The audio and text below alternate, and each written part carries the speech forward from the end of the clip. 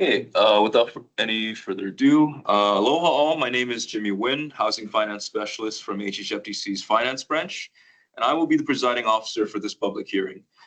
I want to establish some ground rules. When you testify, please state your name and organization. Each person will have 3 minutes to speak on a proposal before we will have to move on. In the event we are not able to hear from you, please submit written comments to the team via email. Please note the written testimony will be posted to our website. If there are testifiers in person and online, we will alternate between in-person and online testimony. For example, a person in person gives testimony here, then we'll switch to someone online who has their hand raised, and then we will switch back to in-person, and so on and so forth. As you know, today we will be hearing public comment on the proposed changes in the QAP. This is held pursuant to HHFDC's board's decision on June 12, 2025 to approve of a public hearing on the drafted 2026 QAP. Today, we will be taking testimony on each issue by issue raised in the 2026 proposed QAP. At the end of this meeting, we will hold a period for general discussion or any general comments on the QAP. And only the issues that are being discussed at today's public hearing will be incorporated or addressed in the 2026 final QAP. So we will now take testimony on the substantive changes to our QAP in the order they are presented in the draft Ramsey version. You can see it on the screen here.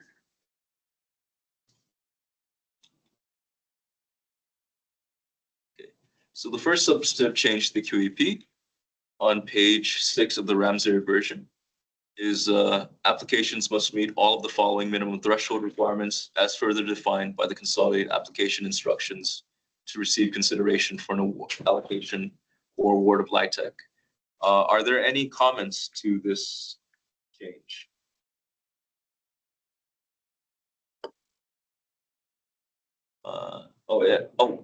As a reminder, if anyone has any comments online, please use the raise hand function. So no comments on this change to the minimum threshold language. We'll move on to the second proposed change. So on page 7 of the Ramsey version, we have a proposed language saying that HHFDC may also conclude an application is insufficiently inadequate, incomplete, or otherwise generally deficient to be ineligible for an award. Are there any comments to this language?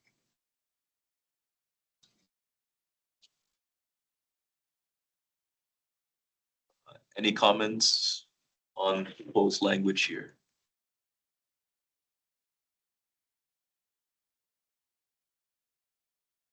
Moving on to our third proposed draft language.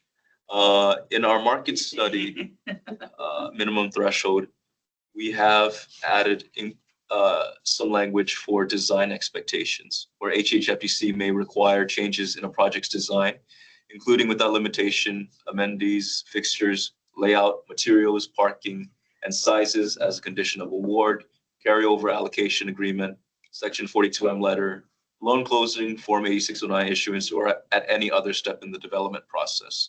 Are there any comments, any testimony on this proposed change?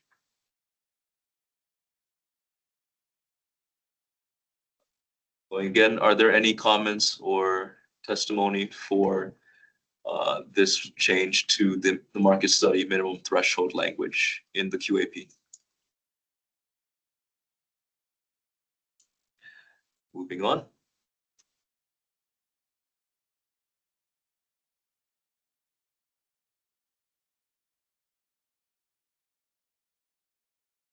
The fourth substantive change that we have added to the QAP is regarding contractor profit. This is clarifying language that will include the cost of new building / rehabilitation for payment and performance bond costs as part of the calculation for contractor profit.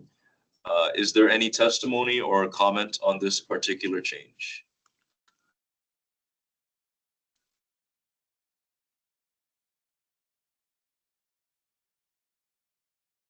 Going again, is there any comment or testimony on the proposed language to incorporate payment and performance bond costs to the contractor profit calculation?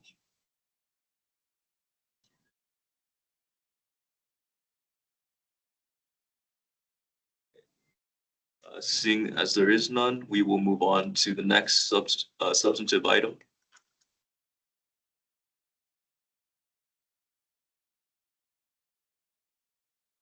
Are there any comments to the proposed change for the phase one environmental assessment?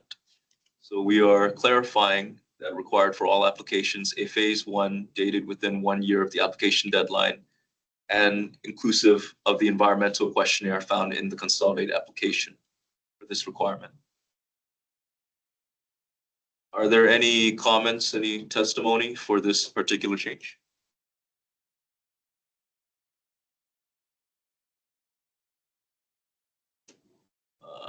Seeing as there is none, we will move on to the next substantive change. For the developer fee item, we are incorporating the management unit in the calculation for 9% LITEX new building total developer fee calculation. Were there any comments or testimonies on this change?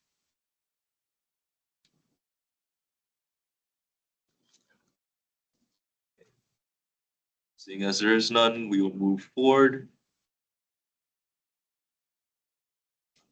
Under item 14, LITEC developer and now manager experience, we are including a new criterion where HHFDC may determine whether an applicant and or management agent is ineligible due to poor performance on a recent award or existing project. For example, failure to submit quarterly reports as requested by the agency. Such a determination will mean the entity is not in good standing for at least the current application cycle. Are there any comments, any testimony for this proposed change?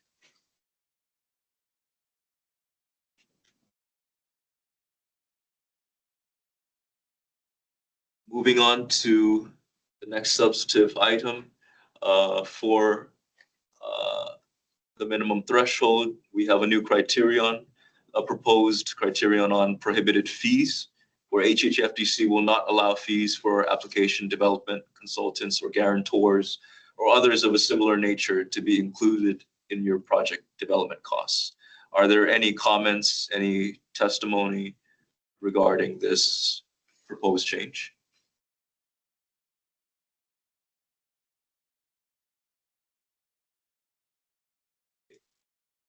Sorry. Okay, seeing as there is none, we will move on to the next item. Regarding our proposed change to the scoring criterion, criterion 2, we are including new language for the county adjusters.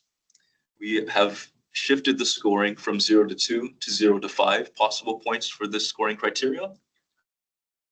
The new proposed language is as redlined here, where the county review commitment is now a scored item, where if a county commits to approving building permits as follows, exclusive of applicant response time, they will qualify for a possible 3 additional points. Were there any comments to this proposed language?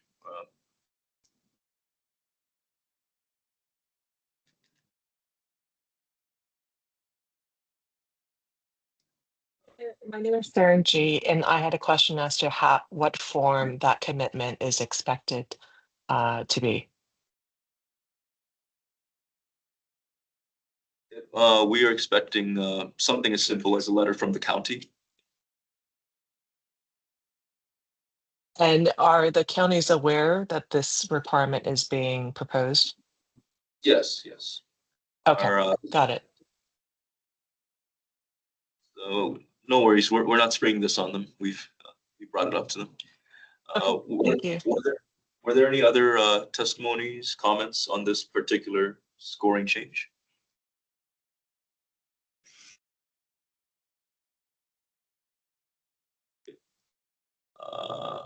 Moving on.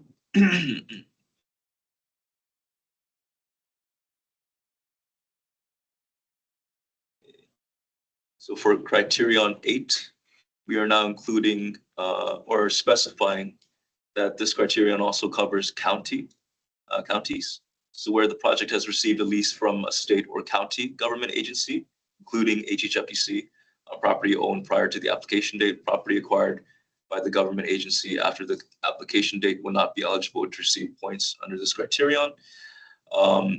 This is just clarifying a criterion 8.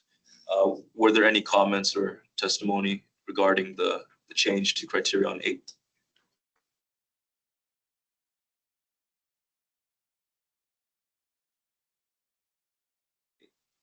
Moving forward.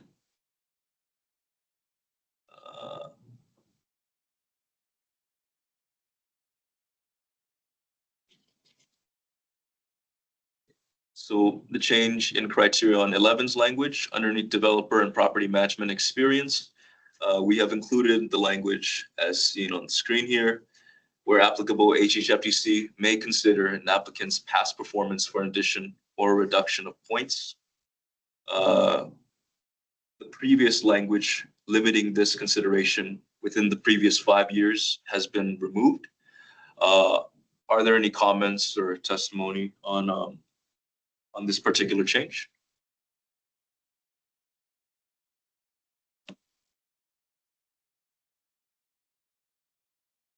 Seeing as there is none, we will move forward to the next substantive change.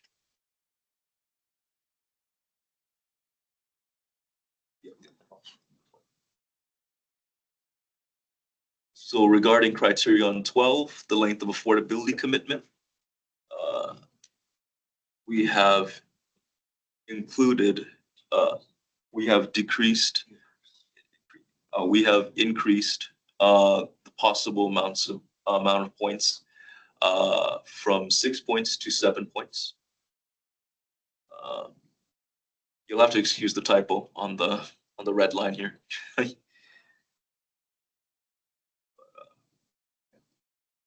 Were there any comments on the increase from 6 to 7 points for the length of affordability commitment?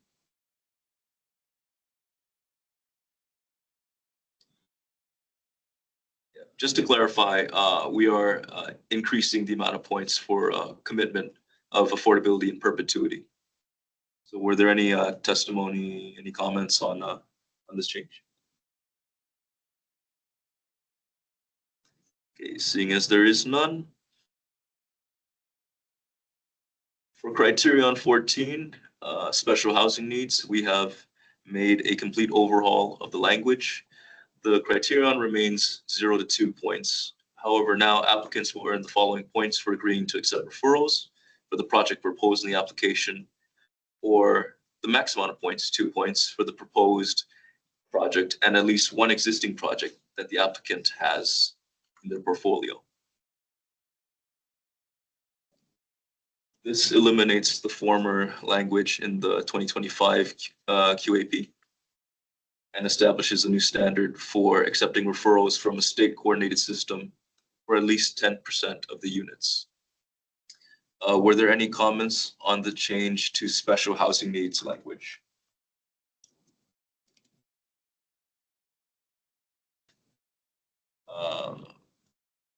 Going again, were there any comments to the proposed change on the special housing needs language? Okay. Moving on.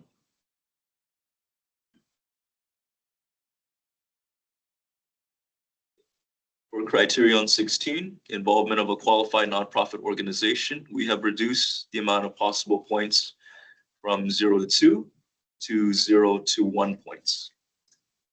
Were there any comments to this change? Yes. Please state your name and organization. Aloha and good morning. I'm Denise Iseri Matsubar. I'm the Executive Director for Catholic Charities Housing Development Corporation, a nonprofit developer that has existed for about 25 years.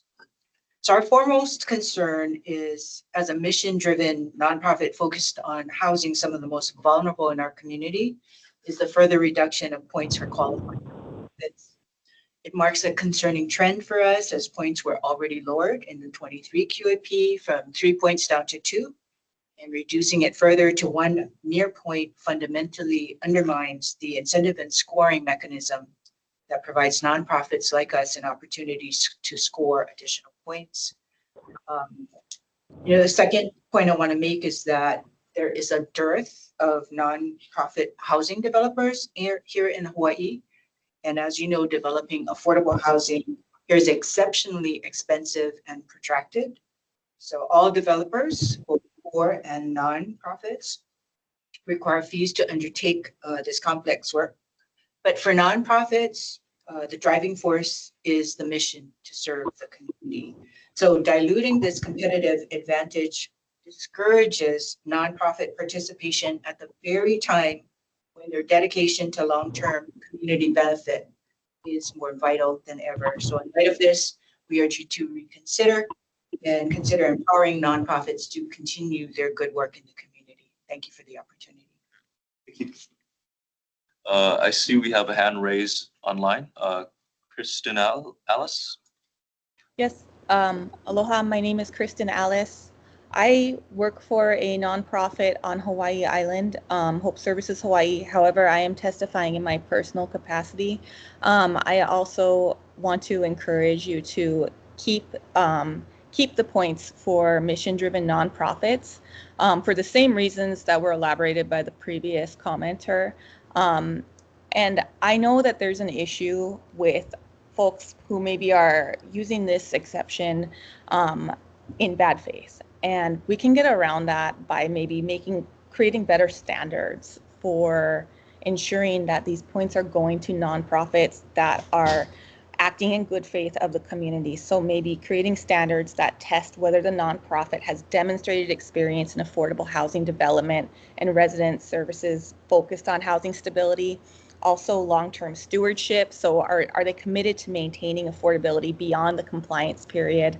Do they have no history of transferring properties to for-profits? Those are some kind of ideas that we could use here.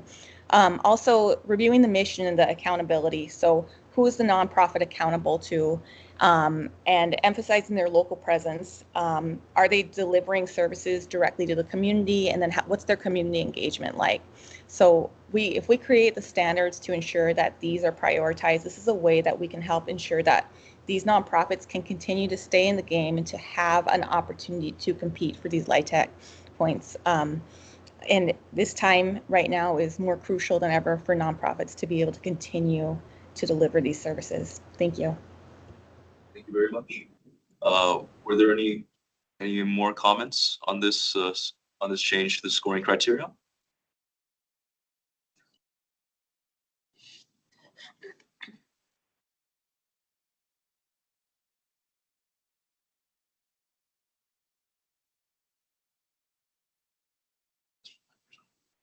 Okay, seeing as there is no further comment, we will be moving on to the next criteria.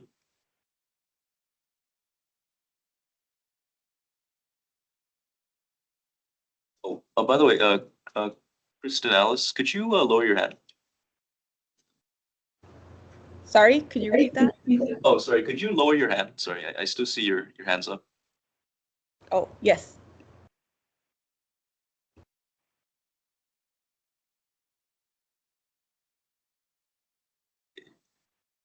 And finally, for criterion 23, the need for rehabilitation, we have changed the scoring range from -2 points to 2 points to -2 to 0 points. Essentially, it acts more as a penalty regarding the assessment of need for rehabilitation. Are there any changes or any testimony, comments to this proposed change to criterion 23, the need for rehabilitation?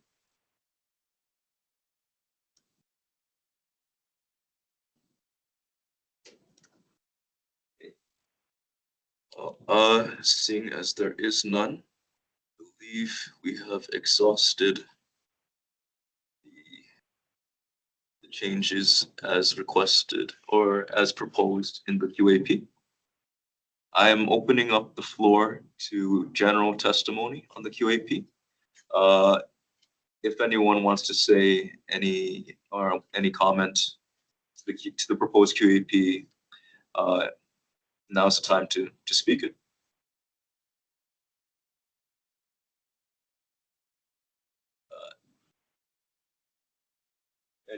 Any testimony in person, online? Oh, I see Kristen Alice has her hand up. Okay. Hi, thanks for taking my testimony. So just a couple other things I wanted to mention. I'd like to recommend that we preserve or increase the incentive for perpetual affordability. If we maintain this, then we can make sure that this housing will last for our families and our local people who need this housing. Another thing is to clarify and elevate tenant service standards.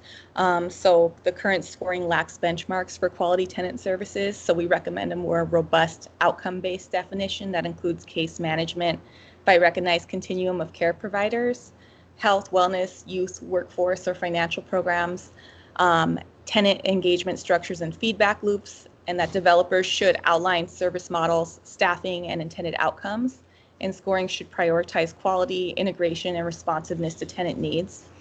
And then one other idea I'd like to suggest is to consider adding more points for those communities who have had fewer LIHTC developments.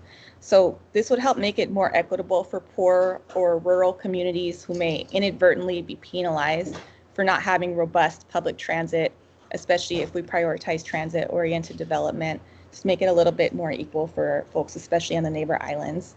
Thank you so much for hearing my testimony. Thank you for testifying. Were there any other testimonies for the QAP in general?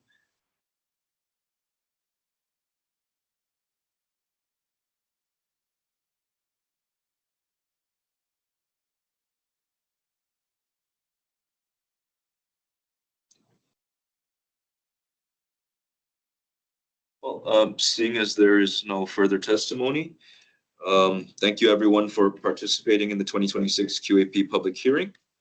I want to thank you all for your commitment to affordable housing and, working with HHFDC.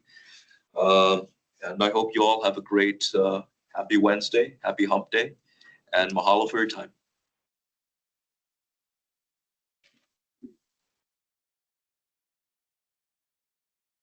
Happy holiday.